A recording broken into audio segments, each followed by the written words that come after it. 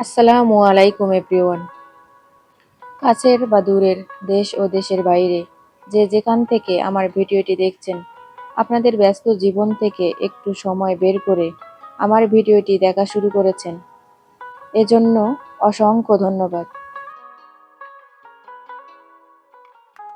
আশা করি সবাই ভালো আছেন, সুস্থ আছেন, আল্লাহর হেফাজতে নিরাপদে আছেন।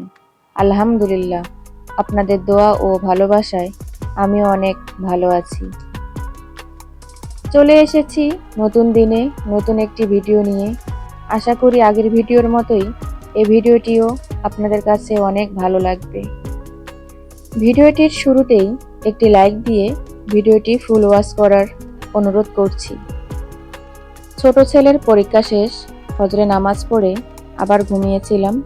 সকাল 10টা উঠে দেখি এখনো কুয়াশায় ঘেরা চারিদিক। প্রচুর শীত আর ঘন কুয়াশার জন্য কিছুই ভালোভাবে দেখা যাচ্ছিল না। সকাল 10টায় উঠে প্রচুর খিদা লেগেছে, এজন্য দোকান থেকে পরোটা নিয়ে এসে বাসায় নেহারি ছিল, সেগুলো দিয়ে সকালের নাস্তা করেছি। আসলে সকাল সকাল উঠে কাজ না করলে সবকিছু অগোছালাই থেকে যায়। তো নিজে খেয়ে বাচ্চাদেরকে খাওয়াইয়ে রান্না বান্না শুরু করেছিলাম। আজকে রান্না করেছিলাম ডিম দিয়ে লাউ। শীতের সময় লাউ খেতে আলাদা একটা মজা আছে, যেটা গরমের সময় পাওয়া যায় না। তো আজকের লাউটা বেশ ভালো ছিল। লাউ আমি সবসময় সহজভাবেই রান্না করার চেষ্টা করি। লাউ খেতে সুস্বাদু এবং পুষ্টিকর, সেটা আমরা সবাই জানি। লাউ অনেকেই অনেকভাবেই রান্না করে, আমিও করি। আজকে ডিম দিয়ে রান্না করেছি, আর সেই রেসিপিটাই আপনাদের সাথে শেয়ার করব। আশা করি সাথেই থাকবেন। মায়াভরা সংসারে যারা যুক্ত আছেন, তাদের প্রতি রইল আমার অন্তরের অন্তঃস্থল থেকে দোয়া ও অপরন্ত ভালোবাসা। আর যারা যুক্ত নেই, নতুন এসেছেন, আশা করব আমার মায়াভরা সংসারে যুক্ত হয়ে যাবেন। চ্যানেলটি সাবস্ক্রাইব করে আমার পাশেই থাকবেন।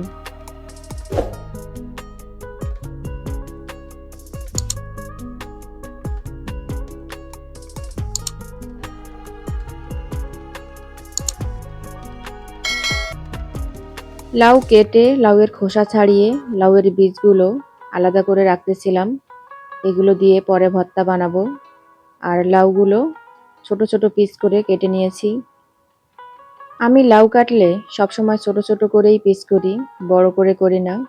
ছোট ছোট করে কাটলে লাউ তাড়াতাড়ি সিদ্ধ হয়ে যায়, এমনিতেও সিদ্ধ হয়ে যায়। আর এই যে এগুলো লাউয়ের বীজ, এগুলো আমি রাখলাম ভর্তা করার জন্য। লাউয়ের বীজ ভর্তা করার সময় অবশ্যই কচি যে লাউ বা কচি বীজ সেটাই রাখবেন। আর আমি একদিকে লাউ ধুয়ে নিয়ে লাউ রান্না করার জন্য সসপ্যান বসিয়ে দিয়েছি। তেল গরম করে পাঁচফোড়ন দিয়েছিলাম। পাঁচফোড়নের স্বাদটা আমার কাছে অনেক ভালো লাগে। আপনাদের কাছে যদি না ভালো লাগে, দেওয়ার কোনো প্রয়োজন নাই। তারপর দিয়েছিলাম পেঁয়াজ কুচি, রসুন কুচি, মরিচ কুচি। সেগুলো দিয়ে লাল লাল করে ভেজে নিয়ে সেখানে একটু পানি দিয়ে হলুদের গুঁড়া, জিরার গুঁড়া, লাউয়ে আমি মরিচের গুঁড়া দেই না, আপনারা যদি দেন তো দিবেন, কোনো সমস্যা নেই। পরিমাণ মতো লবণ দিয়ে সব মশলা ভালো করে কষিয়ে নিয়ে লাউগুলো দিয়ে দিব। আপনারা চাইলে টমেটোও অ্যাড করতে পারেন। আমার কাছে টমেটো ছিল না, এজন্য আমি অ্যাড করিনি।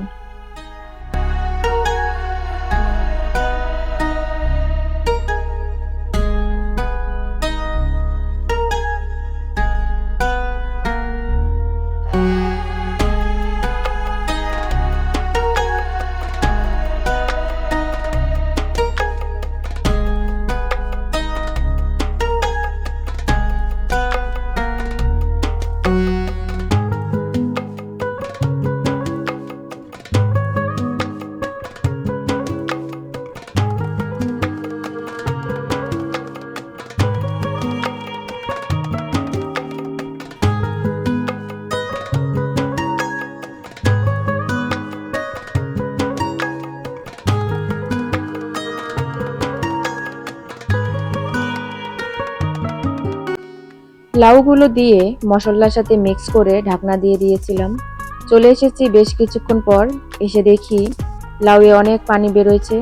সেগুলো একটু নাড়াচাড়া করে দিয়েছিলাম। এর ফাঁকে আমি সংসারের কিছু কাজকর্ম করে নিয়েছিলাম। তো আবার ঢাকনা দিয়ে দিয়েছি একটু নাড়াচাড়া করে। একটু পানিটা কমে আসলে চলে আসব কষাইতে। তো আমি চলে এসেছি, দেখুন আরও অনেক পানি বেরোইছে।